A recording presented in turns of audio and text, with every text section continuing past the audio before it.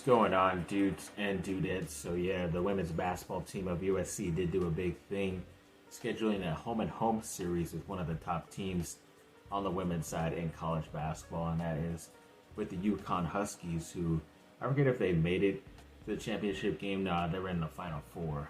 But yeah, either way, they obviously played each other, I think, in that Elite Eight round, which is pretty crazy. We talked about that in that last video, and then today on Monday, wake up to this news where it's going to be, Paige Beckers of UConn, one of the top players in her class right now, versus Juju Watkins, obviously the new and up and coming, hopefully #1 player when she ends up going into the draft. But yeah, that's going to be awesome. It sucks that this year, when both are going to be playing, it's going to be in Connecticut, but then next season they will have the game against UConn in LA at USC. So that'll be definitely one of the games to get to in 2025. But yeah, definitely one of the top games to watch in December. I think it's like December 21st. There's like going to be an NFL game right before that on Fox, and then it's going to lead right into that a women's college game instead of the men's, which is pretty awesome to see. So it's always good that it's USC too. So yeah, Juju will be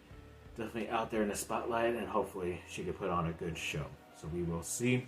I did look at the top 25 when it came to the women's basketball recruiting, and USC is #1. Obviously, they had a really awesome class with a lot of the girls from the high school ranks and the transfer portal. But it was cool to see the Duke women's team up there at #7 as well. I kind of forget who exactly they had gotten as far as recruits from high school.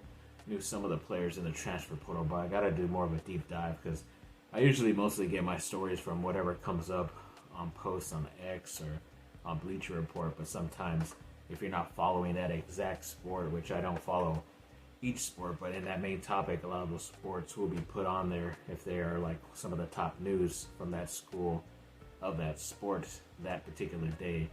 So yeah, it's got to do a little bit more of a deep dive on their recruiting class and make sure if I did and have not, and I will, say who it is that they do have in that class, but it's obviously got to show them some respect being the #7 class out there in the recruiting rankings. There's a lot of talk about that third star that I did in that last video that the Lakers might be looking to trade this year, and maybe a couple more future first round picks for, instead of trying to add depth, maybe add like 2 or 3 guys to the roster to help out LeBron and AD, but try to get another star. I don't like the idea if it is Trae Young, but the guy who's maybe a little bit more easier to get could be Cleveland's Donovan Mitchell, just because he's probably not going to be happy in that situation. It was kind of flirting.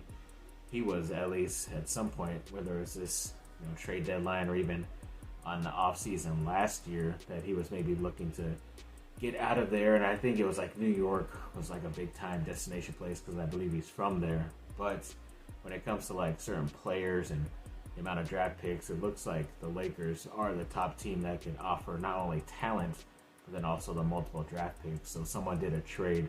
I think they got the draft picks wrong, but obviously, as of this, to make it successful in Fanspo's trade market thing, they did have Donovan Mitchell coming to LA solely, but then Austin Reeves, Rui Hachimura, I believe it was their last first round pick, Jalen Hood-Schifino, and then whether it's most likely going to be this year's first round pick, because I'm pretty sure Pelicans are going to let the Lakers keep it, then their future first round picks in like 29 and 31 or something like that, you have to give out. You can't give out consecutive first round picks to a team. You can technically, if they wanted it to be like 2029 and 2030, but the 2031 has to be just a swapping of the draft picks instead of the actual pick. So the Lakers would still keep a draft pick in that future date, but as of right now, yeah, as far as, Cleveland, they had liked Rui Hachimura in the past and maybe try to make a trade deadline deal for him the past couple of years, but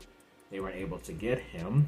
And Austin Reeves is a pretty good player. It's two good guys to put in the starting lineup with Darius Garland, who would most likely be your top guard as well on that roster. So I don't know, and you get those future first round picks, and the Lakers end up sucking, then Cleveland will benefit as well. And it was kind of funny too that LeBron, I think He usually doesn't go to postseason games and games in the playoffs, but he was at that Boston Cleveland game tonight on Monday, so that was pretty funny to see. I guess he's supporting his team, but maybe he's trying to work out a back deal as well to try to get one of their players to play with him next season. But either way, I have to wait and see. There's a lot of stuff that has to happen. They definitely got to get a head coach too, first of all, so we'll see when that happens.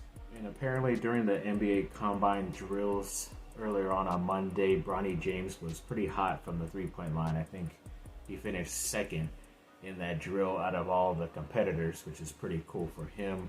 And obviously because he's an ex-USC guy, and I believe even Jared McCain, the ex-Duke guy, was like 19 of 25 from three-point line as well. So he's showing that he could still shoot the rock from the three-point line, and that's going to be a big part of his game as well. So yeah, it's going to look like he's going to be a most like first-round pick. Hopefully he moves up a little bit more in that process. And yes, when it came to Jerry Rice, apparently when he kept hearing that his son was falling and not getting drafted, Brandon Rice, during his interview, has an intro to being a Charger. He did say that his dad felt hot, like very upset at the fact that all these teams kept passing up his son, because he definitely believes his son is talented enough to play in the NFL. But yeah, all they kept saying was, you know, it's just a blessing in disguise, because Rice ended up going to the place that he wanted to go, to the coach he wanted to be coached up with, and then, you know, it's just going to be a great story in the end. So everybody stay tuned is what they keep basically saying. And obviously I think after that first day, Jerry Rice basically told his son, yeah, now let's get to work. I'm going to be helping you out. No matter what you need, I'll be there for you. Obviously he was there here and there to help him out leading up to the process, but now it looks like it's going to be 100%. So if the Chargers were smart, they'd probably just hire Jerry Rice as like a Chargers wide receiver analyst, or maybe their second assistant head coach, or whatever it is for the wide receiver position, because that'd be pretty cool. But yeah, either way, looking to see what this story that his son Brandon Rice has for my LA Chargers.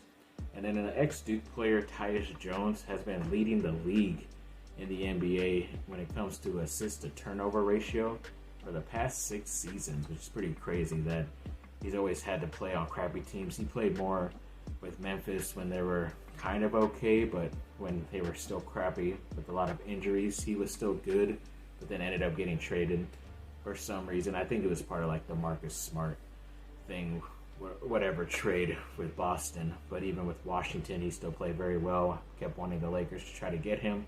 I know he doesn't offer you much in scoring, but obviously running an offense and not turning the ball over is a big thing, especially in the playoffs. So I would love to see him get an opportunity, one of the top teams out there, to show what he can do in the playoffs. So yes, hoping for a good landing spot for him whenever he does become a free agent again. And there was a post out there about the Lakers free agency wish list. Obviously had guys like Klay Thompson, Jonas Valanciunas, other guys like DeMar DeRozan, KCP, Buddy Hield, but I don't know.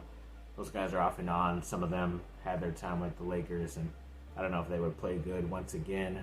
But obviously there is another ex-Duke player, a shooter, who has a pretty big-time team option coming up. So Memphis has to decide if they're going to keep Luke Kennard or not. I know he's going to get probably close to 20-something million, which is going to be high, and I think they're already close to one of those tax things when it comes to the salary cap. So they might just end up cutting him, save that money, then he's a free agent to go to wherever, and hopefully he would sign with the Lakers on a nice deal, because obviously he grew up in Cleveland, so LeBron was pretty much a hero to him. So that'd be pretty cool if he could finally play with his hero growing up. So that would be pretty awesome, in my opinion. And then when it came to, the Duke side, apparently there's a lot of good stuff that happened. The 2024 Women's Outdoor ACC Champs, they were able to do that. It's the first time back-to-back since the league expanded, which is pretty good. A Duke freshman baseball player, AJ Garcia, hit 12 home runs, which is the most by a freshman. That's happened in a while. Then Christian Reeves, the ex-center, committed to Clemson, and Jaden Schutt committed to Virginia Tech as well. So, overall, pretty crazy to see these guys just go to other ACC schools. Gonna have to see them once again the next couple years, as long as they're gonna be playing. So hopefully they don't have their career games against Duke then. But yeah, we'll have to see where this goes from there. And USC baseball did clinch a spot in the Pac-12 tournament, the last one for the baseball side. I don't know exactly where they will be ranked and stuff. I kind of thought they would be a lot better as far as record-wise, and they kind of started off pretty slow in the regular season, but then kind of picked it up when it came to like a lot of their conference games and stuff. But either way, looks like they're winning down the stretch, so hopefully they can use that in the Pac-12 tournament and lead that into the baseball tournament or NCAA tournament, whatever they call it. I'm pretty sure they don't call it March Madness as well, because it's definitely way past March now. Then there was this big time offensive lineman. He's like 6'6", 315 pounds. His name is Malachi Goodman, and I believe he has like 20, 30, almost 40 plus offers out there. And he's in the class of 2025, if I'm not mistaken. And he obviously has both USC and Duke who sent him offers. So yes, like I always say, hopefully he ends up at one of my two schools. It definitely gives it a higher percentage of that one player going to there. But kind of seems too pretty recently that a lot of those guys don't even pick the school, my school, or even put them in their final four or final selection. So hoping for the best in this situation, but we'll have to wait and see. Then there was another item. Yeah, the House of Victory did sign another player, defensive lineman, the transfer Nate Clifton as well. I think it was Monday or late Sunday. I forget when it was, but yes, ever since I put all that video up together. So yeah, it's pretty cool. I would say a new guy, so his first time being with the House of Victory, looking to make some money on his own name. So let's get it, bro. And then, yeah, there was a thing that came out where they tried to show teams with the most 5 stars from the classes of 2021 to 2024. USC had 5, which is pretty cool, but obviously they have not won since then. The champs in those classes were obviously Michigan this season and Georgia the past 2. But when you look at teams like Alabama's at the top, they didn't win in that span. Ohio State, Texas A&M, Texas, Clemson, Miami, Oklahoma, LSU as well. They don't have championships technically in the past 3 years of signing those 5-star caliber players who are most likely not even on the team anymore, especially like a Texas A&M who always throws money at high school players and then they always end up transferring out somewhere else. But yeah, at least Texas technically made it to the Final Four yet last year, and I think, according to this, LSU did win in 2019. Was it 2019 or 2020? I forget the year, but either way, there were more recent winners, obviously Clemson as well, but when it comes to the past couple years, I don't think they even made the Final Four as well. Miami in that same boat too.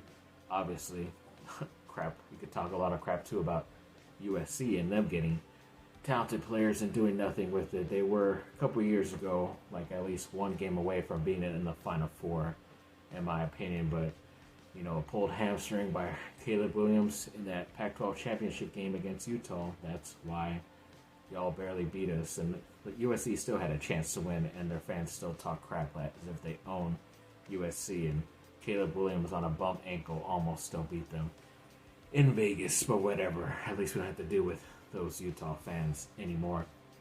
Then to end this video off with some stuff, yeah, there was a pretty big reveal of what's going to be the first game of the NFL season. Usually the ex-Super Bowl champions who just recently won in the early part of the year will host a team, and I believe it was the Chiefs last year who played on that Thursday nights, and they hosted Detroit but got beat up pretty bad in that game, so it wasn't all good for them hosting that first game. But this year they get an even tougher opponent, in my opinion, and will be a pretty big game when it comes to like playoff seedings later in the AFC. They get Baltimore to start off the season, which is going to be pretty awesome. So hopefully everybody brings the fireworks, not just to celebrate the dumb Chiefs winning again, but you know, Lamar Jackson rolls them up and has a pretty big game against them, because that'll be pretty cool for him. And obviously I don't mind seeing the Chiefs lose and going down, you know, at any point